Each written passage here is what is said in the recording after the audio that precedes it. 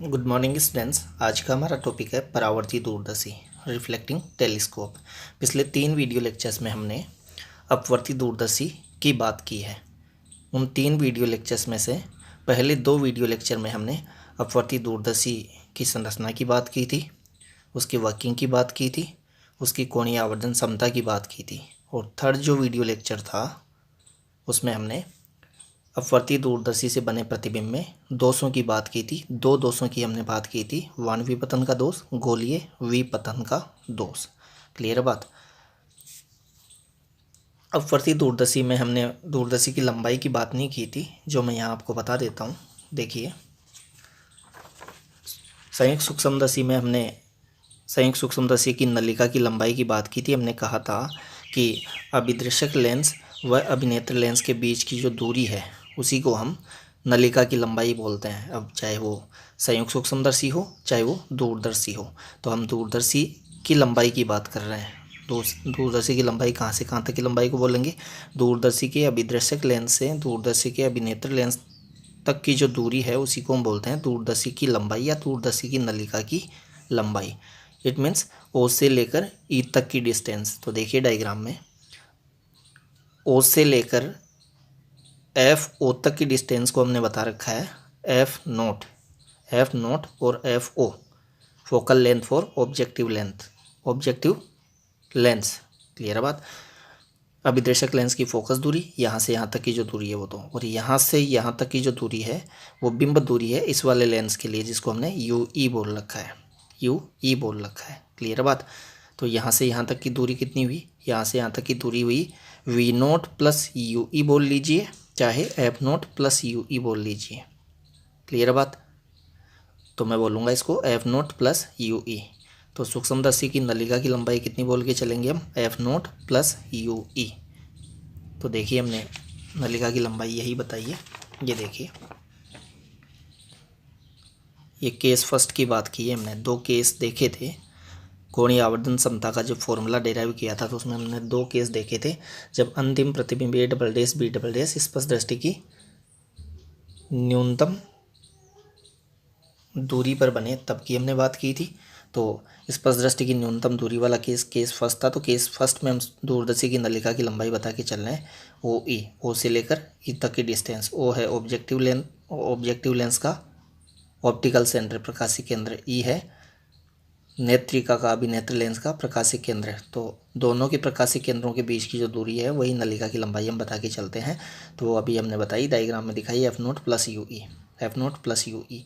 लेकिन case second जो है, जिसमें हम अंतिम प्रतिबिंब A double dash B double dash अनंत पर बनवाते हैं, तो उस केस में यू ई के प्लेस पे हमें एफ ई पुट करना होगा। तो नलिका की लंबाई हो जाएगी उस केस में फिर एफ नोट तो है इसमें भी, यहाँ भी होगा। यू ई के प्लेस पे यहाँ एफ ई पुट कर देंगे, क्योंकि U E equal to F ही होने पर ही प्रतिबिंब अनंत पर बनता है। और ये सेकंड केस अंतिम प्रतिबिंब A double dash B double dash को अनंत पर बनाने के लिए ही था। देखिए डायग्राम में, ए डैश बी डैश जब इस वाले लेंस के प्रथम फोकस पर बनेगा, एफ ई डैश पर बनेगा, तब इसका प्रतिबिंब A double dash B double dash अनंत पर बनेगा। तो केस सेकंड जो है वो A double dash B double dash को अनंत पर बनाने के लिए वो अनंत पर तभी बनेगा जब A dash B dash F E dash पर बनवाएं। हम एफ ई डैश पर बनवाएं का मीनिंग क्या हुआ? यू ई किसके इक्वल होगी उस केस में? फोकस दूरी के इक्वल होगी। तो यू ई के प्लेस पे एफ ई पुट करेंगे हम केस सेकंड में, जब दूरदर्शी की नलिका की लंबाई बताएंगे तब। क्लियर बात। तो हमने यही किया है। यहाँ पर नलिका की जो लंबाई एफ नोट प्लस यू ई बताई थी हमने, उसमें यू ई के प्लेस पे एफ ई पुट कर दिया है। तो हमें उस केस में सूक्ष्मदर्शी की लंबाई मिल गई है जिस केस में अंतिम प्रतिबिंब A double dash B double dash अनंत पर बनवा रहे हैं हम। क्लियर बात। तो ये हमने बात नहीं की थी, इसलिए ये बात मैंने यहाँ बता दी है। अब देखिए, मैं परावर्ती दूरदर्शी को स्टार्ट करता हूँ, जो कि आज का हमारा टॉपिक है, परावर्ती दूरदर्शी रिफ्लेक्टिंग टेलीस्कोप। इसको परावर्ती दूरदर्शी क्यों बोल रहे हैं वो हम देखते हैं पहले। इससे पहले हमने अपवर्ती दूरदर्शी देखी है, उसमें 2 लेंस थे, अभिदर्शक लेंस, अभिनेत्र लेंस। और लेंस में हम जानते हैं प्रतिबिंब रचना जो होती है वो अपवर्तन से होती है। किससे होती है? अपवर्तन से होती है। इसीलिए लेंसों युक्त दूरदर्शी को हमने कहा था अपवर्ती दूरदर्शी। अपवर्ती दूरदर्शी। लेकिन देखिए इसमें दर्पण लिया है हमने, ये दर्पण लिया है, उसमें अभिदृश्यक लेंस होता है, इसमें अभिदृश्यक दर्पण है। ये अधिक फोकस दूरी व बड़े द्वारक का एक अवतल दर्पण हमने यूज में लिया है। अवतल दर्पण के स्थान पर हम परवलयाकार दर्पण भी यूज में लेते हैं, किसमें, परावर्ती दूरदर्शी में। तो ये मैंने फिलहाल अभी यहाँ अवतल दर्पण बना रखा है बड़े द्वारक व अधिक फोकस दूरी का। तो अभिदृश्यक के रूप में यहाँ दर्पण प्रयुक्त किया जाता है, जबकि अपवर्ती दूरदर्शी में देखिए आप, अपवर्ती दूरदर्शी का मैं आपको डायग्राम दिखाऊं तो देखिए, अपवर्ती दूरदर्शी में डायग्राम पूरा नहीं दिख रहा होगा, देखिए अपवर्ती दूरदर्शी में अभिदृश्यक लेंस था, बड़े द्वारक व अधिक फोकस दूरी का एक लेंस था जो कि वस्तु की ओर हम रखते थे, उसको हम बोलते थे अभिदृश्यक लेंस। तो अपवर्ती दूरदर्शी में अभिदृश्यक के रूप में हम अधिक फोकस दूरी व बड़े द्वारक का एक उत्तल लेंस प्रयुक्त करते हैं। इसमें लेंस है अभिदृश्यक के रूप में, जबकि यहाँ अभिदृश्यक के रूप में हम अवतल दर्पण या परवलयाकार दर्पण प्रयुक्त करते हैं। अगर यहाँ अवतल दर्पण के स्थान पर हम परवलयाकार दर्पण ले लें तो परावर्ती दूरदर्शी से बने प्रतिबिंब में गोलीय विपतन का दोष उत्पन्न नहीं होगा। लेकिन अगर हम यहाँ अवतल दर्पण ही प्रयुक्त करेंगे तो गोलीय विपतन का दोष परावर्ती दूरदर्शी में भी उत्पन्न होगा। वो अपवर्ती दूरदर्शी में भी था, गोलीय विपतन का दोष अपवर्ती दूरदर्शी में तो हमने बताया ही था, परावर्ती दूरदर्शी में भी ये दोष उत्पन्न होगा बने प्रतिबिंब में। कब, जब अभिदृश्यक के रूप में हम अवतल दर्पण प्रयुक्त करें, क्योंकि अवतल दर्पण का शेप भी गोलीय ही होता है और गोलीय शेप से लिंक्ड था कौन सा दोष, गोलीय विपतन का दोष। तो गोलीय शेप लेंस की भी होती है और गोलीय शेप जो है वो दर्पण की भी, कौन से दर्पण की, अवतल दर्पण की भी होती है। तो अवतल दर्पण अगर आप यहाँ अभिदृश्यक के रूप में प्रयुक्त करेंगे तो बने प्रतिबिंब में यहाँ भी गोलीय विपतन का दोष होगा। हालांकि यहाँ वर्ण विपतन का दोष तो नहीं होगा, क्योंकि वर्ण विपतन का दोष तो अपवर्तन से बने प्रतिबिंब में होता है, परावर्तन से बने प्रतिबिंब में नहीं होगा। तो यहाँ दर्पण से परावर्तन होगा, न कि अपवर्तन। तो अपवर्तन से बने प्रतिबिंब में वर्ण विपतन वाला दोष नहीं होता है, लेकिन गोलीय विपतन का दोष यहाँ भी होगा यदि हम अभिदृश्यक के रूप में अवतल दर्पण यहाँ प्रयुक्त करेंगे। लेकिन अवतल दर्पण के स्थान पर अगर हम यहाँ परवलयाकार दर्पण यूज में ले लें तो गोलीय विपतन वाला दोष भी दूर हो जाएगा। क्लियर बात। तो वर्ण विपतन वाला दोष तो यहाँ होता ही नहीं है और गोलीय विपतन वाले दोष को भी दूर किया जा सकता है अवतल दर्पण के स्थान पर परवलयाकार दर्पण अभिदृश्यक के रूप में प्रयुक्त करके। क्लियर बात। तो ये दोनों दोष यहाँ नहीं होंगे। कब, जब यहाँ हम कौन सा दर्पण प्रयुक्त कर लें, परवलयाकार दर्पण प्रयुक्त कर लें। मैंने यहाँ अवतल दर्पण आपको बना के दिखा रखा है। अब देखिए आधुनिक जो दूरदर्शियाँ होती है, आधुनिक जो दूरदर्शियाँ होती है वो परावर्ती दूरदर्शियाँ ही होती है। अपवर्ती दूरदर्शियाँ कम यूज में ली जाती है, कम बनाई जाती है आजकल जो दूरदर्शियाँ बनाई जाती है वो परावर्ती दूरदर्शियाँ ही बनाई जाती है। उसका रीज़न मैं आपको बता देता हूँ, फिर हम टॉपिक स्टार्ट करेंगे। रीज़न ये है, देखिए मैं ये बताने जा रहा हूँ कि आधुनिक जो दूरदर्शियाँ हैं वो परावर्ती दूरदर्शियाँ ही क्यों प्रयुक्त की जाती है। ये वाली दूरदर्शी, इस वाली दूरदर्शी को यूज में लेने में क्या प्रॉब्लम आती है। तो देखिए यहाँ बड़े द्वारक का ये उत्तल लेंस हमें लेना होता है, बड़े द्वारक व अधिक फोकस दूरी का उत्तल लेंस लेना होता है, जबकि यहाँ बड़े द्वारक का दर्पण यूज में लिया जाता है, बड़े द्वारक का दर्पण। अब इतना हम जानते हैं कि बड़े द्वारक का उत्तल लेंस बहुत ज़्यादा भारी होगा इस बड़े द्वारक के अवतल दर्पण से, अवतल दर्पण से। दर्पण काफ़ी हल्का होगा किसकी तुलना में, यहाँ प्रयुक्त किए जाने वाले बड़े द्वारक के उत्तल लेंस की तुलना में।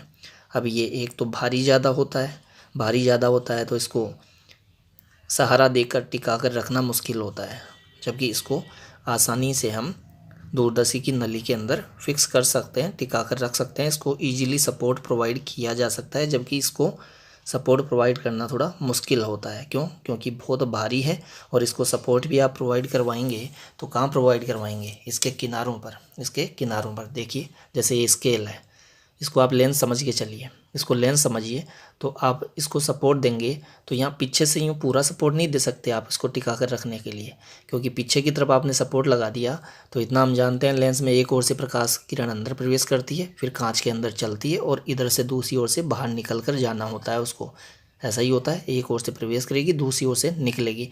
तो पीछे के पार्ट को आपने सपोर्ट प्रोवाइड करवा दिया तो पीछे की ओर प्रकाश किरणें अपवर्तन के बाद निकल ही नहीं पाएगी और प्रतिबिंब रचना होगी ही नहीं। तो हमें लेंस को सपोर्ट कहाँ देना होगा, लेंस को सपोर्ट इसके यहाँ किनारों पर देना होगा। हम इधर इसके पूरे पृष्ठ को सपोर्ट नहीं दे सकते, केवल किनारों किनारों पर ही इसको सहारा प्रदान किया जा सकता है।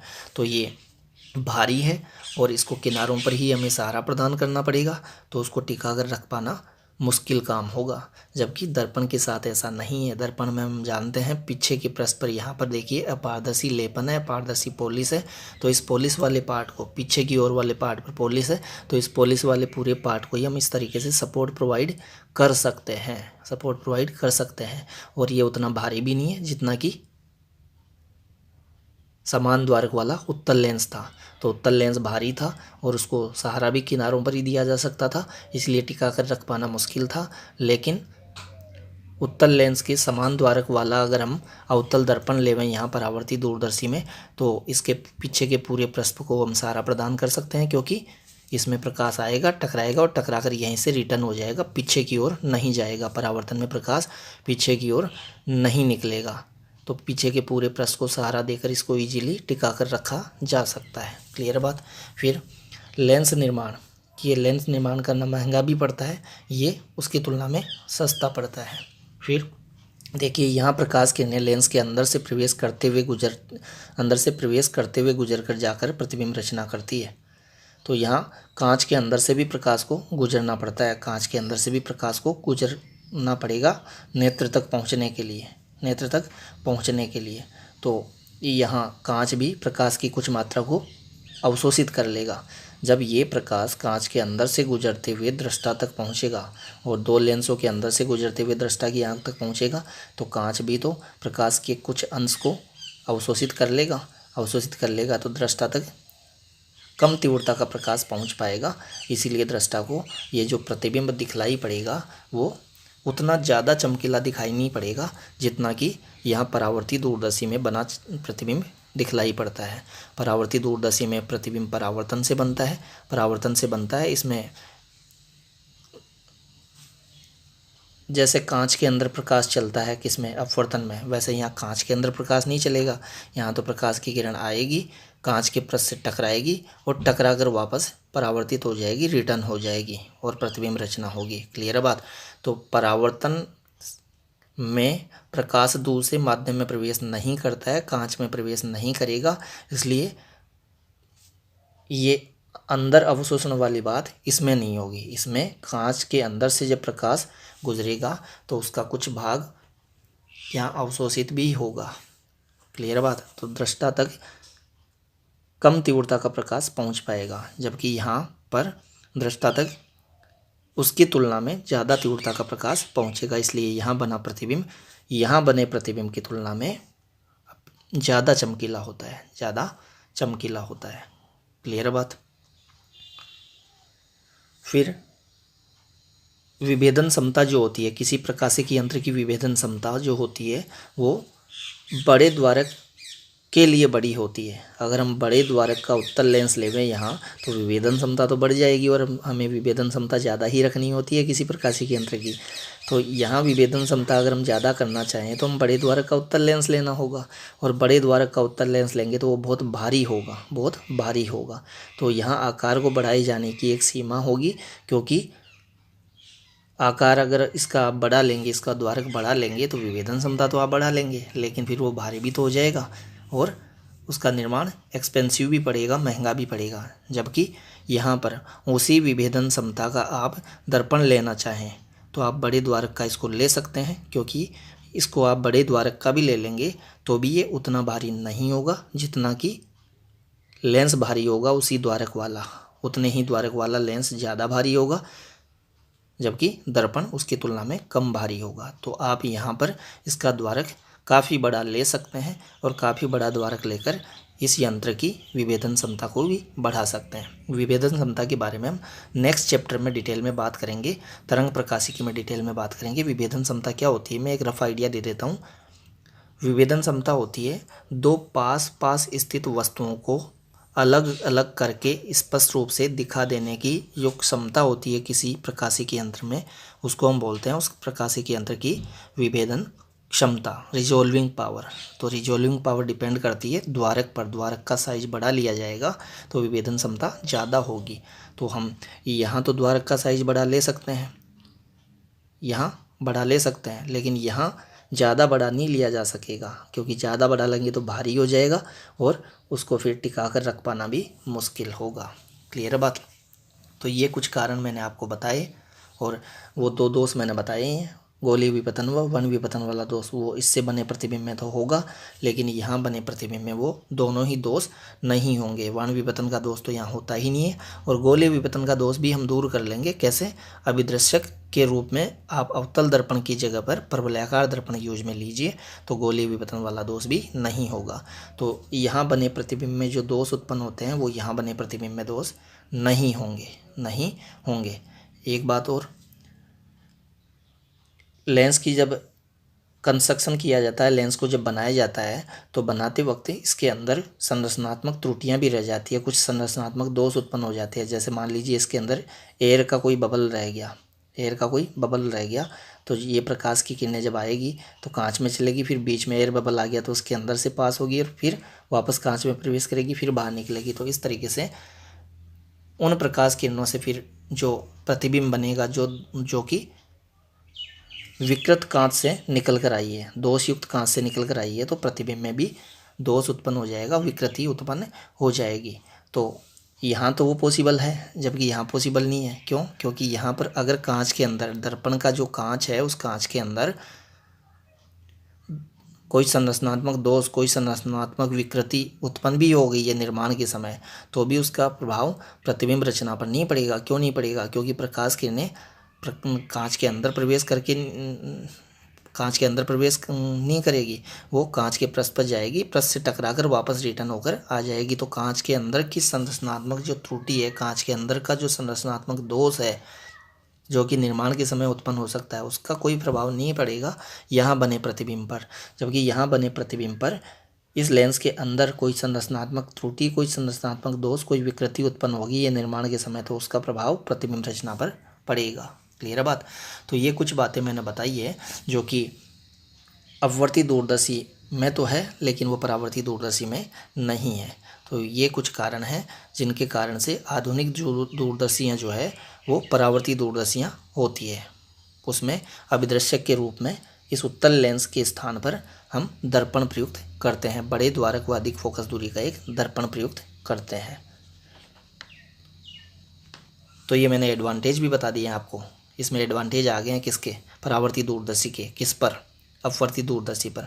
कि अपवर्ती दूरदर्शी की तुलना में क्या क्या एडवांटेजेज हैं परावर्ती दूरदर्शी को यूज में लेने के, इन दोनों की तुलना भी मैंने कर दी है, जिसको हम इस वीडियो लेक्चर के लास्ट में बताएंगे भी पॉइंट्स की फॉर्म में। तो देखिए, हाँ, इसमें लेंस भी होता है, अभिनेत्र लेंस होता है।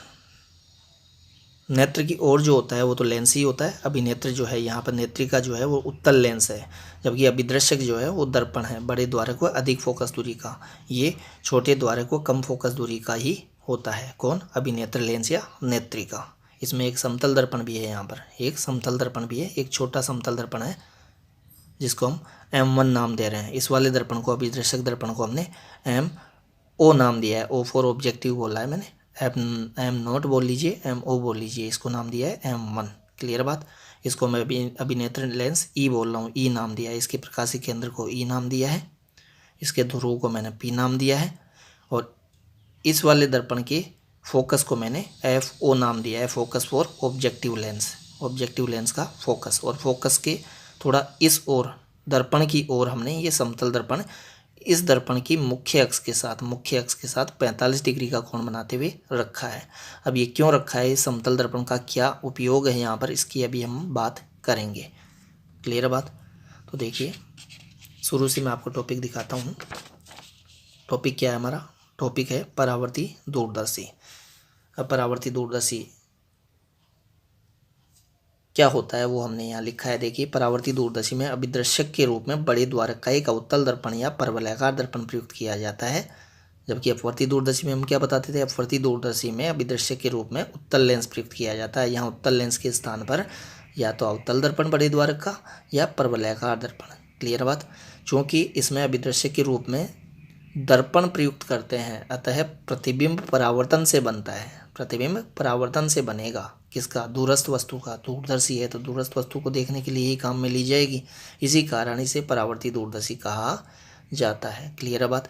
संरचना अभी आपने उधर देखी भी है, संरचना के लिए मैं आपको एक रफ आइडिया और दे देता हूँ। एग्जैक्ट इस तरीके की संरचना नहीं होती है, लेकिन माइंड में बिठाने के लिए मैं आपको ये डायग्राम बता के चल रहा हूँ। इसमें एक ये चौड़ी नली है, इस चौड़ी नली के इस वाले सिरे पर, एक सिरे पर बड़े द्वारक व अधिक फोकस दूरी का, बड़े द्वारक व अधिक फोकस दूरी का एक अभिदृश्यक दर्पण होता है, जो या तो अवतल होगा या परवलयाकार होगा। अवतल या परवलयाकार होगा। हमने डायग्राम में अवतल दर्पण बनाया है। पीछे पारदर्शी लेपन होता ही है दर्पण में। ये इधर वाला परावर्तक पृष्ठ है।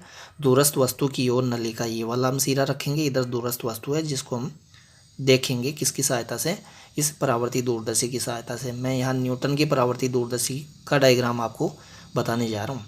ये न्यूटन की परावर्ती दूरदर्शी है, जो अभी हमने प्रतिबिंब रचना का किरण आरेख देखा था, वो भी न्यूटन की परावर्ती दूरदर्शी के लिए ही था। परावर्ती दूरदर्शी हम दो बता के चलते हैं, कैसेग्रेन परावर्ती दूरदर्शी, एक न्यूटन की परावर्ती दूरदर्शी।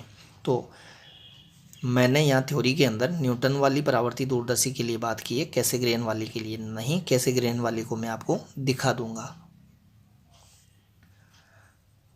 क्लियर है। ये इसकी मुख्य अक्ष हो गई है और ये इसका फोकस है। फोकस से कुछ पहले इस ओर ये एक समतल दर्पण है, M1 हमने इसको नाम दिया। इस वाले दर्पण को हमने MO नाम दिया था। ये 45 डिग्री पर इसकी अक्ष के साथ स्थित होता है। इस वाले दर्पण की अक्ष के साथ में 45 डिग्री के कोण पर ये समतल दर्पण स्थित होता है। समतल दर्पण इसलिए होता है, दूरस्थ वस्तु से आने वाली समांतर प्रकाश किरणें जो इस पर आकर आपतित होगी, इनको ये अवतल दर्पण अपने इस फोकस पर प्रतिच्छेदित करवाना चाहेगा, इस फोकस से गुजारना चाहेगा, लेकिन इस फोकस से वो फोकस की ओर जाएगी उससे पहले ही किस पर आपतित हो जाएगी, वो इस समतल दर्पण पर आपतित हो जाएगी। ये समतल दर्पण इनको इस नली की ओर भेज देगा, इस अभिनेत्र लेंस की ओर भेज देगा। इधर की तरफ हमारी आँख रहती है, आई दृष्टा इस ओर रहता है यहाँ। तो इस नली के अंदर प्रतिबिंब न बने। अगर मान लीजिए ये आप समतल दर्पण यहाँ प्रयुक्त नहीं करते तो दूरस्थ वस्तु से आने वाली समांतर प्रकाश किरणें कहाँ फोकसित हो जाती, इसके इस फोकस पर फोकसित हो जाती और दूरस्थ वस्तु का यहाँ प्रतिबिंब बन जाता। नली के अंदर ही प्रतिबिंब बन जाता, इस नली के अंदर ही। तो दृष्टा को फिर यहीं बैठना होता उस प्रतिबिंब को देखने के लिए। तो दृष्टा यहीं बैठता तो फिर दूरस्थ वस्तु से आने वाली कुछ प्रकाश किरणें दृष्टा से टकराकर भी यहाँ रुक जाती, प्रेक्षक से टकराकर भी यहाँ रुक जाती। तो अपेक्षाकृत कम प्रकाश किरणें यहाँ पर दर्पण पर आकर आपतित होती और कम प्रकाश किरणों से ही फिर यहाँ इस फोकस पर प्रतिबिंब बनता। तो कम प्रकाश किरणों से जो प्रतिबिंब बनेगा दूरस्थ वस्तु का, वो अपेक्षाकृत कम चमकीला बनेगा। तो हम प्रतिबिंब रचना इस नली में नहीं करवाना चाह रहे। तो अगर इस नली में हमें प्रतिबिंब रचना नहीं करवानी है तो यहाँ प्रकाश किरणों को फोकसित होने से पहले ही उनको आप परावर्तित करके उनका पाथ जो है उसको मोड़ दीजिए, उनके पथ को मोड़ दीजिए, उसको इस नली से बाहर निकाल लीजिए। तो नली से बाहर निकालने के लिए और बाहर प्रतिबिंब बनाने के लिए इस ओर प्रतिबिंब बनाते हैं, उसी के लिए हमने ये समतल दर्पण यहाँ यूज में लिया है। अभी हम प्रतिबिंब रचना का जो किरण आरेख देखेंगे उसमें बात भी करेंगे। फिर ये जो चौड़ी नली है इसके बगल में एक अन्य नली होती है, ये इसकी तुलना में पतली नली होती है क्योंकि इसकी फोकस दूरी व द्वारक छोटा है, इसकी फोकस दूरी व द्वारक बड़ा है। तो ये पतली नली है। इस वाली नली की तुलना में ये अभिनेत्र लेंस है जिसकी फोकस दूरी हम एफ ही बोल के चल रहे हैं। इसकी फोकस दूरी को हम एफ ओ बोल के चलेंगे, स्मॉल एफ, ये भी स्मॉल एफ। ये e for eyepiece, o for objective mirror. Objective mirror है, लेकिन ये जो नेत्रिका है वो तो लेंस ही है, उत्तल लेंस है। क्लियर बात। तो अब जो प्रतिबिंब बनेगा, अब दृष्टा प्रतिबिंब को देखने के लिए अंदर नली के अंदर यहाँ नहीं बैठेगा, वो यहाँ साइड में रहेगा। तो दूरस्थ वस्तु से आने वाली प्रकाश किरणों को वो बाधित नहीं करेगा, उससे टकराकर प्रकाश किरणें रुकेगी नहीं और पूरी प्रकाश किरणें यहाँ आकर आपतित होगी। ये दर्पण जो है आपके माइंड में ये आ रहा होगा, बोलेगी ये दर्पण रोक लेगा प्रकाश किरणों को, लेकिन ये दर्पण जो है इसका साइज बड़ा नहीं होता है, ये छोटा ही होता है। ये एक छोटा समतल दर्पण होता है, बहुत छोटा समतल दर्पण होता है। तो इससे प्रकाश बहुत ही कम यहाँ रुक पाता है।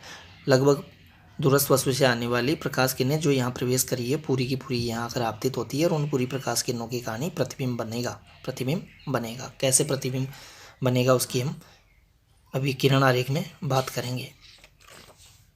तो ये मैंने संरचना में सारी बातें वही लिखी है जो अभी हमने एक्सप्लेन की है। आप वीडियो को पॉज करके इसको रीड कर सकते हैं। संरचना को कार्य विधि में हम प्रतिबिंब निर्माण की बात करेंगे, प्रतिबिंब रचना की बात करेंगे। तो दूरस्थ वस्तु से कैसी प्रकाश किरणें आएगी? दूरस्थ वस्तु से हम प्रकाश किरणों को एक दूसरे के समांतर आता हुआ मानते हैं। तो देखिए ये दूरस्थ कोई वस्तु है, दूरस्थ वस्तु को हम ए बी नाम दे लेंगे, जो कि मैंने यहाँ दिखाई नहीं है। ए यहाँ मानिए, बी इधर मान लीजिए। तो दूरस्थ वस्तु से आने वाली समांतर प्रकाश किरणें मैंने दो लिए, क्योंकि दो प्रकाश किरणों से हम प्रतिबिंब रचना कर सकते हैं। आएगी बहुत सारी प्रकाश किरणें। क्लियर बात? तो दूरस्थ वस्तु से आने वाली ये दो समांतर प्रकाश किरणें लिए। एक प्रकाश किरण मैंने इसे दर्पण के ध्रुव पी पर आकर आपतित होती हुई लिए।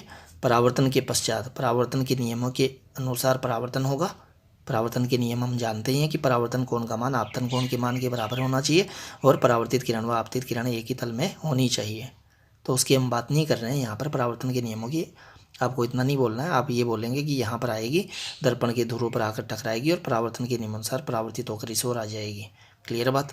अब ये वाली जो प्रकाश किरण है, ये वाली प्रकाश किरण इसी के समांतर आई है, यहाँ पर आकर आपतित हुई है और यहाँ से परावर्तित होगी।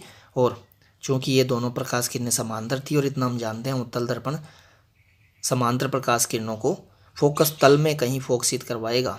तो फोकस तल कहाँ है? ये फोकस है। तो फोकस से गुजरने वाला ऊर्ध्वाधर तल ही होता है, तो ये फोकस तल होगा यहाँ पर।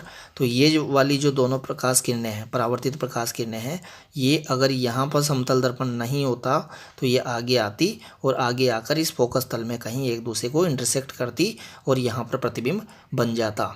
तो इस चौड़ी नली के अंदर ही प्रतिबिंब बन जाता। तो फिर उस केस में प्रेक्षक को, दृष्टा को यहीं बैठना होता उस प्रतिबिंब को देखने के लिए। और अभी हमने बताया वो दूरस्थ वस्तु से आने वाली प्रकाश किरणों को रोक लेता अगर यहाँ दृष्टा बैठेगा तो हम इनको मुड़वा रहे हैं यहाँ पर पहले ही, ताकि प्रतिबिंब हम बगल वाली नली की ओर बनवा सकें। दृष्टा इस चौड़ी नली के अंदर न बैठे, बाहर बैठे, बाहर से देखे उसको। तो देखिए इस दर्पण के फोकस से पहले ही इसकी मुख्य अक्ष के साथ 45 डिग्री के कोण पर समतल दर्पण M1 लगा रखा है। ये छोटा समतल दर्पण है।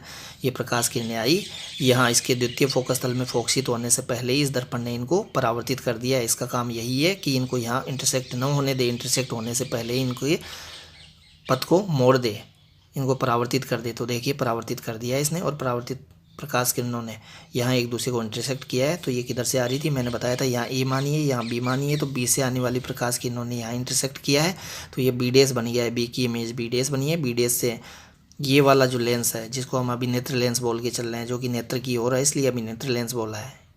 क्लियर बात? ये देखे जाने वाले दूरस्थ बिंब की ओर रखा जाता है, इसलिए इसको अभी दर्शक दर्पण बोल रहे हैं। ये दर्पण है, ये लेंस है। तो यहाँ इस लेंस की मुख्य अक्ष पर हमने बी डैश से लंब डाला, जिस बिंदु पर जाकर मिला उसको ए डैश नाम दे दिया। तो ये ए डैश बी डैश जो है वो प्रतिबिंब बन गया है। किसका प्रतिबिंब बन गया है? दूरस्थ बिंब ए बी का। क्लियर बात? अब इन दोनों प्रकाश किरणों को आप आगे एक्सटेंड करिए। आगे एक्सटेंड करने के पश्चात यहाँ तक आएगी। इसके पश्चात लेंस से अपवर्तन होगा और लेंस इनको अपवर्तित करेगा अपनी मुख्य अक्ष की ओर। उत्तल लेंस है, उत्तल लेंस अपने पर आकर आपतित हुई प्रकाश किरणों को अपनी मुख्य अक्ष की ओर अपवर्तित कर देगा। तो इस तरीके से अपवर्तित करके नेत्र की ओर भेजेगा। लेकिन इतना हम देख रहे हैं, ये प्रकाश किरणें जो है वो आगे बढ़ाए जाने पर इंटरसेक्ट नहीं होगी, तो इस ओर प्रतिबिंब नहीं बनेगा। तो इनको पीछे की ओर एक्सटेंड किया है हमने, दोनों को पीछे की ओर एक्सटेंड करने पर ये यहाँ पर आकर मिलती हुई प्रतीत हुई है। इट मीन्स दृष्टा को ये जो प्रकाश किरणें हैं वो यहाँ से आती हुई लगेगी। तो यहाँ पर इस बी की इमेज बनेगी, आभासी इमेज बनेगी बी डबल डैश, और बी डबल डैश से इस लेंस की मुख्य अक्ष पर हमने लंब डाला है। तो वो जहाँ जाकर मुख्य अक्ष को मिला है उसको ए डबल डैश नाम दे दिया है। तो A double dash B double dash इस बिंब, इस प्रतिबिंब है, इसके लिए प्रतिबिंब है लेकिन इसके लिए बिंब है। तो इस बिंब, इसके लिए तो बिंब ही है और इसके लिए प्रतिबिंब ये है। तो ए डैश बी डैश की आभासी सीधा, इसके सापेक्ष सीधा, ये आभासी सीधा वो बड़ा प्रतिबिंब बन गया है A double dash B double dash. Clear बात?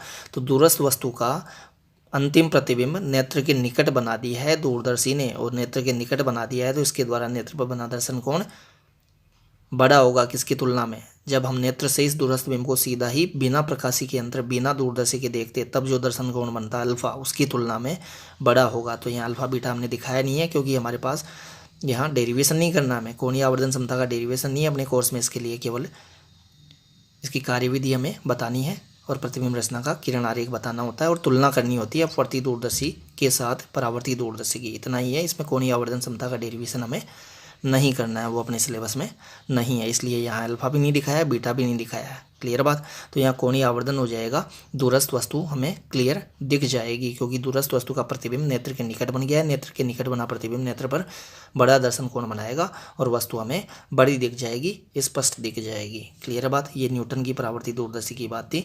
इसके लिए कोणीय आवर्धन क्षमता के हमने डायरेक्ट सूत्र लिखे हैं, डेरिवेशन अपने कोर्स में नहीं है। वही दो केस, जब अंतिम प्रतिबिंब A" नेत्र से स्पष्ट दृष्टि की न्यूनतम दूरी D पर बने तब ये हमने फॉर्मूला बताया कोणीय आवर्धन क्षमता का F0/FE 1 + FE/D। D स्पष्ट दृष्टि की न्यूनतम दूरी, FE अभिनेत्र लेंस की फोकस दूरी, F0 जो है वो अभिदर्शक दर्पण की फोकस दूरी है। क्लियर बात। अनंत पर बने, जब ये A"B" नेत्र से अनंत दूरी पर बने उस केस में M होगा F0/FE। ये सूत्र वे ही सूत्र हैं जो कि हमें अपवर्ती दूरदर्शी में मिले थे दोनों केसेज के लिए। अपवर्ती दूरदर्शी में भी हमें दोनों केसेज में यही फॉर्मूले मिले थे, यहाँ भी यही मिले हैं, लेकिन अपवर्ती दूरदर्शी में यहाँ नेगेटिव साइन आता था जबकि परावर्ती दूरदर्शी में मैंने नेगेटिव साइन नहीं लगाया। क्यों नहीं लगाया? क्योंकि दृष्टा को ये दूरस्थ बिंब जो था AB उसकी सीधी ही इमेज दिख रही है। देखिए A', B' के लिए सीधी इमेज है A', B'।